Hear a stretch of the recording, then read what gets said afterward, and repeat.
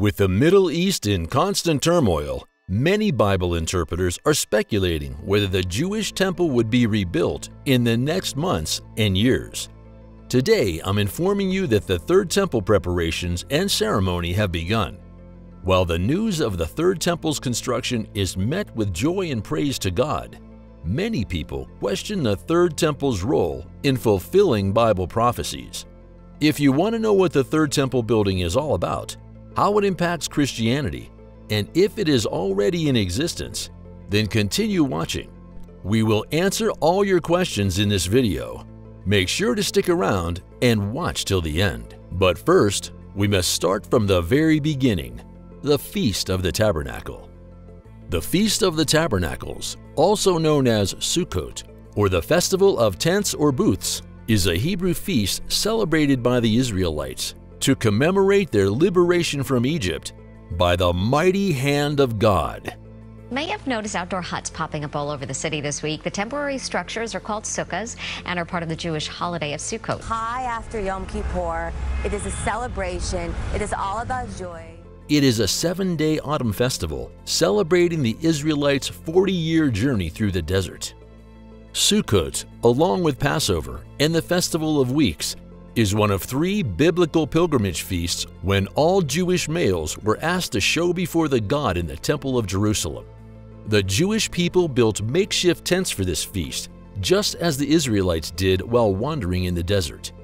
This joyful holiday commemorates God's salvation, shelter, provision, and dependability. It became the 7th and final feast observed by the Israelites after their deliverance from Egypt. The Feast of the Tabernacles is mentioned throughout the Bible, including in Leviticus chapter 23, verses 33 through 34, which says, "The Lord instructed Moses once more to inform the people of Israel that the Feast of Booths, which lasts 7 days, will take place on the 15th of this 7th month." Nehemiah chapter 8, verses 17 through 18 says, "The whole group of people who have escaped imprisonment built booths and occupied them. In fact, from the time of Joshua, the son of Nun, until that time, the sons of Israel had not done so, and there was a tremendous deal of joy. Every day from the start to the last, he read from the book of God's law. 7 days were spent celebrating the feast, and on the 8th day, a solemn assembly was held in accordance with the law." And other Bible verses like Ezra chapter 3 verse 4, Leviticus chapter 23 verses 34 through 43, and John chapter 7 verse 23. This Feast of the Tabernacle rejoices at a future time. God's presence will again dwell with us on earth. Sukkot was never forgotten because it was a holiday created by God. It was even observed under the reign of Solomon when he dedicated the temple on the Feast of Tabernacles holiday. He followed Moses' instructions by offering sacrifices on the Sabbaths, new moon festivals, and 3 annual festivals of Passover, the Harvest Festival, and the Festival of Shelters. All of these things are seen in 2 Chronicles chapter 8, verse 13. The Feast of Tabernacles and the Third Temple building. The Feast of Tabernacles and the Third Temple building are connected. This is because the feast celebrates a time when God will dwell again on earth with man in his temple. The temple was never an ordinary building or structure for the Israelites. It was supposed to be an earthly dwelling place for the Lord, according to Exodus chapter 25 verse 8, which says, "Let them build a sanctuary for me, and I will live Shechem among them." It was where the Israelites were supposed to go during the Tabernacle Feast. But since there was no temple in Moses' time, God had to keep the location of the Feast of Tabernacles hidden until it was time to celebrate it. For those who don't know, the Third Temple is a crucial part of the end times events that will lead to the rapture and signal the coming of our Lord, Yeshua. It is one of those phenomenal end-time events that is happening before our very own eyes. And it was supposed to happen after the prophecy of Amos, which says, I will return my banished people, Israel, and they will rebuild and reside in the shattered cities. They will establish vineyards and drink their wine. They will create gardens and devour the fruits of their labor. I will plant Israel in their own country, so that they will never be uprooted from the place I have given them again. Amos chapter 8, verses 14 through 15. Hebrew prophets predicted that Israel's exiles would return to the Promised Land in the end days, and that the temple would be rebuilt. These remarkable end-time feats are beginning to happen in our generation. This prophecy is being fulfilled now as Jewish people from all corners of the world have returned to Israel after nearly 1900 years in exile. Isn't it amazing to know that God's words never fail? The Third Temple. We want to show you a prophetic shift that occurred when the Temple Mount came back into Jewish hands. The Third Temple is the most significant prophecy of all time. The Third Temple is said to restore the light that left the Temple Mount when the Lord's divine presence left after Solomon's temple was destroyed. It is also believed that the Third Temple will reconnect all of God's creation with one another, as it is the holy temple that allows all of humanity to engage in a direct, dynamic relationship with God and allows each of us to reach our full potential. Once it is built, more and more end-time prophecies will come to pass, and it will only be a matter of time before the rapture takes place. The Jewish people are the ones to build the Third Temple, but many believe it can never happen. Around the world, many doubters declare that God has rejected the people of Israel and turned his back on them due to their rebellious acts. But the Bible does not say that. Instead, it says God can never abandon his people forever, as it is seen in Isaiah chapter 41, verse 9, which says, "You, Israel, my servant, Jacob, whom I have chosen, descendant of Abraham, my friend, you whom I have summoned from the ends of the world, saying to you, you are my servant, I have chosen you, and have not rejected you." Isaiah chapter 43, verses 5 and 6 also speaks to the Israelites' return to Jerusalem when it says, "Do not be afraid. I will gather thee from the west and bring thee seed from the east. I will tell the north to give up, and the south not to hold back. Summon my boys from far away, and my girls from the ends of the world." This Feast of the Tabernacle rejoices that at a future time, God's presence will again dwell with us on earth. Sukkot was never forgotten because it was a holiday created by God.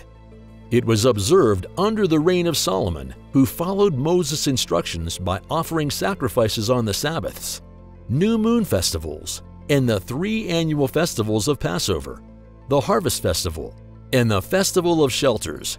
2 Chronicles chapter 8, verse 13. The prophecies. The fulfillment of God's words or prophecies written in the Bible is beginning to happen, with some starting as crises in the Middle East and other parts of the world. This brings to our memory what Jesus said in Matthew chapter 24, verse 34, which says, "This makes us remember what Jesus said in, 'This generation will not pass until all these things are completed. I assure you.'" We discovered important information concerning the function of a restored temple in the last days in the prophetic writings of the book of Daniel and the New Testament. Before the Messiah's return, the anti-Messiah will desecrate the Third Temple, according to the prophecies of Daniel and Yeshua. They both refer to this spiritual contamination in the temple as the abomination of desolation. This prophecy is beginning to take place, as there has been an announcement of rebuilding this Third Temple as prophesied in the Bible. We are convinced that this prince or ruler, Nagid, the anti-Messiah, will manifest precisely as Daniel foretells through the study of several end-time scriptures. According to Daniel, he will uphold a peace treaty for 1 week. commonly translated as 7 years, but he will fail to follow through after 3.5 years.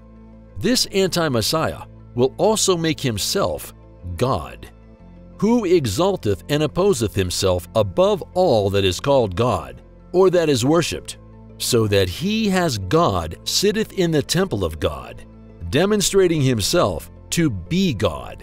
2 Thessalonians chapter 2, verse 4. And he will confirm the covenant with many for 1 week, and in the middle of the week he will halt the sacrifice and oblation, and for the spread of abominations he will make it desolate, even until the conclusion, and that which is decreed will be poured over the desolate. Daniel chapter 9, verse 27. The preparation of the Third Temple. The two primary Jewish groups in charge of making preparations for the Third Temple and the restoration of sacrifice worship are the Temple Institute, the Temple Mount, and Eretz Yisrael Faithful Movement. Other organizations also have their plans. However, the main reasons for the Third Temple's preparation are to restore God's divine presence that left this world at Temple Mount as seen by the prophet Ezekiel. And in my sight, the cherubim spread their wings and rose from the ground. And when they went out, the wheels also were beside them. And everyone stood at the door of the Lord's house, east gate. And the glory of God of Israel, Ezekiel chapter 10, verses 18 and 19. And to help all humanity have a strong relationship with God. Through heavenly revelation, Ezekiel also glimpsed the restoration of God's eternal and unchanging habitation on the Temple Mount in the holy city of Jerusalem. The gate facing east was where the glory of the Lord entered the temple. In the temple, I overheard someone speaking to me. "Son of man, this is the location of my throne and the location of the soles of my feet," he said. "I will always reside here among the Israelites." Ezekiel chapter 43, verses 4 through 7. Everything needed to make the Third Temple holy and acceptable to God is being created and placed in its proper place. The golden menorah, the 7-branched candelabra, and all the Levitical musical instruments, like the silver trumpets, lyres, and harps, are already made, and they will be used to worship the Lord in the temple, just as King David did 3,000 years ago. In 1 Chronicle chapter 23, verse 5. About 500 Jewish men, said to be direct descendants of Aaron the high priest, are also trained to perform temple duties. And the red heifer, an essential element of the sacrifice, is being bred by Israel as we speak. And it will be used for the ritual purification of the priests and the vessels, so they may formally enter the holiest of the holy areas on the entire earth. As Christians, we must never give up hope. And as we want the rapture to come and the redemption that will happen when the Messiah comes back to earth, we must maintain hunger for the promised land and God's presence in our hearts at all times. The preparation of the Third Temple is happening in our time, and as Christians, we must be confident that this end-time Bible prophecy will be realized very soon, maybe in the twinkle of an eye. But while we look forward to the quick completion of the Third Temple, we would like to hear your thoughts in the comment section. Do you believe this will be the final prophecy fulfilled before the arrival of the Messiah? Or are there still more prophecies that need to take place before the rapture? Don't forget to like and share our content if you enjoyed this video. Also, please subscribe and turn on post notifications so that you don't miss out on the next video. Thank you.